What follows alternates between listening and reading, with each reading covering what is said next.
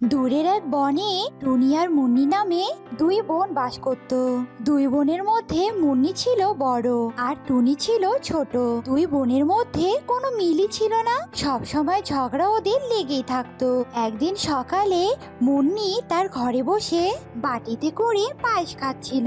এমন সময় টুনি মুন্নির ঘরে যায় আর বলতে থাকে, দিদি, এই দিদি, কি খাচ্ছিস রে অমন করে? এই দিদি, বল না।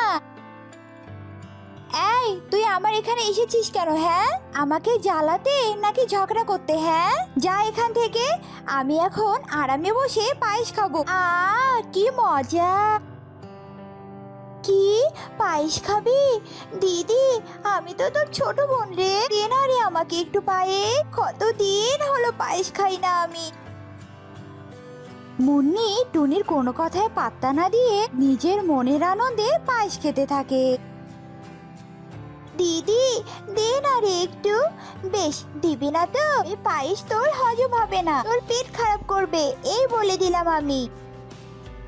খাওয়া শেষে মুন্নি খালি বাটিটা টুনির হাতে দিয়ে বলতে থাকে, এতই যখন পায়েস খাওয়ার ইচ্ছে হয়েছে, তখন এই খালি বাটিটা চেটে চেটে খা। তোকে শুধু পায়েস কেন, আমি তোকে কিছুই দেব না। একমাত্র তোর জন্য আমার জীবনটা নরক হচ্ছে।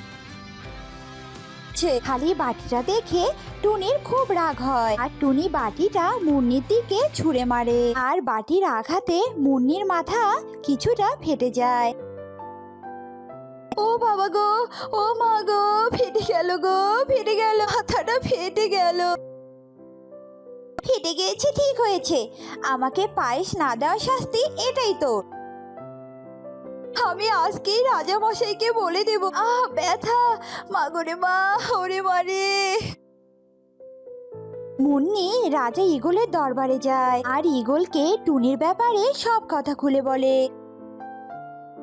কি ব্যাপার টুনি, মুন্নি যেসব বলছে সেগুলো কি সব সত্যি? বলো টুনি, বলো। হ্যাঁ সত্যি, তবে আমি যা করেছি বেশ করেছি। বেশ করেছো মানে? তুমি অনেক বড় অপরাধ করেছো, তোমাকে শাস্তি অবশ্যই পেতে হবে। তুমি যেহেতু মুন্নির মাথা ফাটিয়েছো, সেহেতু মুন্নি সুস্থ না হওয়া পর্যন্ত ওর সব কর্ম তুমি করে দেবে। মুন্নি যা করতে বলবে তোমাকে তাই করতে হবে, বুঝতে পেরেছো? রাজার কথা শুনে মুন্নি মনে মনে হাসে আর বলতে থাকে, এবার মজা বুঝবি তুই। একটা মাসে কয়টা দিন যা।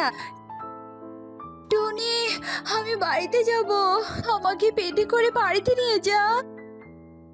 কি বলছো কি মুন্নি, তোমার মাথা কি ঠিক আছে?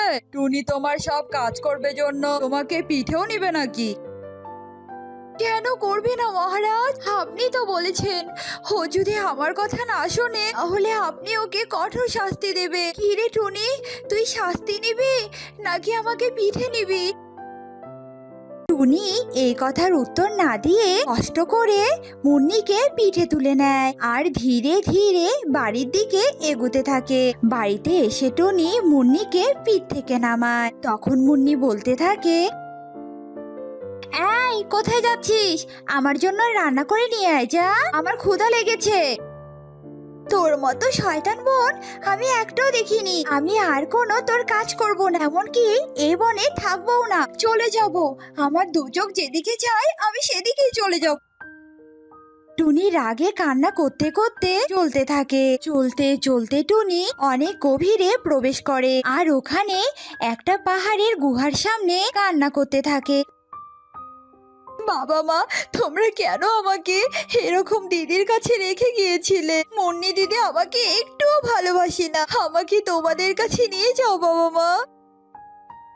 টুনির কান্না শুনে ওই পাহাড়ের গুহা থেকে একটা বৃদ্ধা বেরিয়ে আসে আর টুনিকে বলতে থাকে, এই মা, কি হয়েছে তোর? কিসের দুঃখ তো যে এমন করে কান্না করছিস? বল দেখি আমাকে।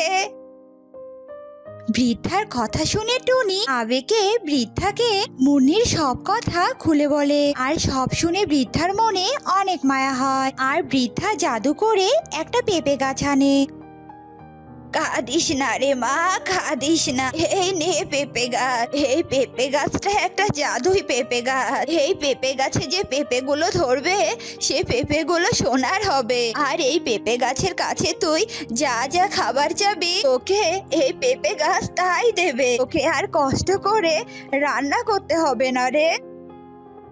তখন টুনি অনেক খুশি মনে বৃদ্ধার কাছ থেকে পেঁপে গাছটা নিয়ে বাড়িতে আসে আর ওই পেঁপে গাছটা তার উঠোনে রোপণ করে। টুনির যত্নে পেঁপে গাছটা অনেক বড় হয় আর সোনার পেঁপে দেওয়া শুরু করে। টুনি রোজ রোজ পেঁপে গাছের কাছ থেকে খাবার চায় আর পেঁপে গাছ টুনিকে খাবারও দেয়। টুনি মুন্নির থেকে অনেক ধনী হয় আর এ দেখে মুন্নির অনেক হিংসে হতে থাকে আর মুন্নি তার ঘরে একা একাই বলে, কি ব্যাপার, যেদিন থেকে টুনি ওই পেঁপে গাছটা উঠোনে রোপণ করেছে সেদিন থেকে টুনি কোনো রান্নাই করছে না, আরো আমার থেকে বেশি ধনী হয়েছে। ওই পেঁপে গাছের কাহিনী টুনির কাছ থেকে জানতেই হবে। এরপর মুন্নি হাতে পায়েস নিয়ে টুনির কাছে যায় আর আদুরে কণ্ঠে বলতে থাকে, বোন টুনি, এই নে পায়েস খা। সেদিনের জন্য আমি তোর কাছে ক্ষমা চাইতে এসেছি, আমাকে তুই ক্ষমা করে দে রে বোন, আর এই পায়েসগুলো খেয়ে নে। মুন্নির এমন কথা শুনে টুনির মন গলে যায় আর টুনি মুন্নির হাত থেকে পায়েস নিয়ে বেশ মজা করে খেতে থাকে।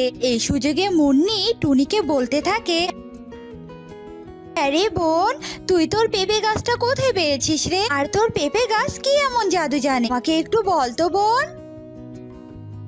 মুন্নির কথা শুনে টুনি সবকিছু খুলে বলে। সব শুনে মুন্নি তার ঘরে গিয়ে বলতে থাকে, জাদুই পেঁপে গাছ, তার মানে টুনি এত ধনী হচ্ছে।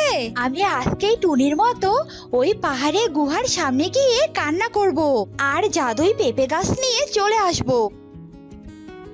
যেই ভাবা সেই কাজ। মুন্নি ওই পাহাড়ের গুহার সামনে বসে কাঁদতে থাকে। এমন সময় ওখানে ওই বৃদ্ধা আসে আর সব শুনে টুনির মতোই বৃদ্ধা মুন্নিকে একটা পেঁপে গাছ দেয়। মুন্নি পেঁপে গাছটা পেয়ে মনে মনে বলে,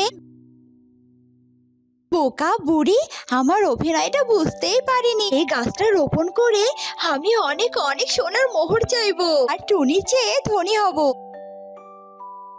তখন মুন্নি ওখান থেকে চলে আসে আর তার পেঁপে গাছটা তার উঠোনে রোপণ করে আর এভাবেই বেশ কিছুদিন কেটে যায়। একদিন মুন্নি গাছটার সামনে দাঁড়িয়ে বলতে থাকে, এই পেঁপে গাছ, আমাকে তাড়াতাড়ি অনেকগুলো সোনার মোহর দে, যাতে আমার ঘর ভর্তি হয়ে যায়, তাড়াতাড়ি দে বলছে। এইভাবে মুন্নি চাইতেই থাকে কিন্তু পেঁপে গাছ মুন্নিকে কিছুই দেয় না আর এই দেখে মুন্নির অনেক রাগ হয় আর মুন্নি তার ঘর থেকে একটা দা নিয়ে আসে আর বলতে থাকে, সোজা কথার পেঁপে গাছ না তাই না, দাঁড়া, তোকে আজ আমি কেটেই ফেলবো। অমনি ওখানে ওই বৃদ্ধাটা প্রকট হয় আর বলতে থাকে, এই লোভী দাঁড়া, এই পেঁপে গাছ তোকেও সাহায্য করতো যদি না তুই লোভ করতি। আমি দয়া করে তোদের দুই বোনকে দুটো পেঁপের গাছ দিয়েছিলাম। আমার আগেই বোঝা উচিত ছিল তুই তোর বোনের মতো সৎ নোস। আমি তোর লোভের শাস্তি স্বরূপ এই পেঁপে গাছ আর তোর সব সম্পত্তি নিয়ে যাচ্ছি। বৃদ্ধা মুন্নির পেঁপে গাছটা সহ ওর ঘরে সব গুচ্ছিত সম্পত্তি নিয়ে যায় আর মুন্নি কান্না করতে থাকে। হায় হায়, হে আমার কি হলো? বৃদ্ধা মা, আমাকে ক্ষমা করে দাও, আমি আর কখনো লোভ করব না, আমাকে আমার সম্পত্তি ফিরিয়ে দাও। আর এভাবেই মুন্নি তার লোভের শাস্তি পেয়ে যায় আর হায় হায় করতে থাকে। অন্যদিকে সৎ টুনি সুখে শান্তিতে বসবাস করতে থাকে।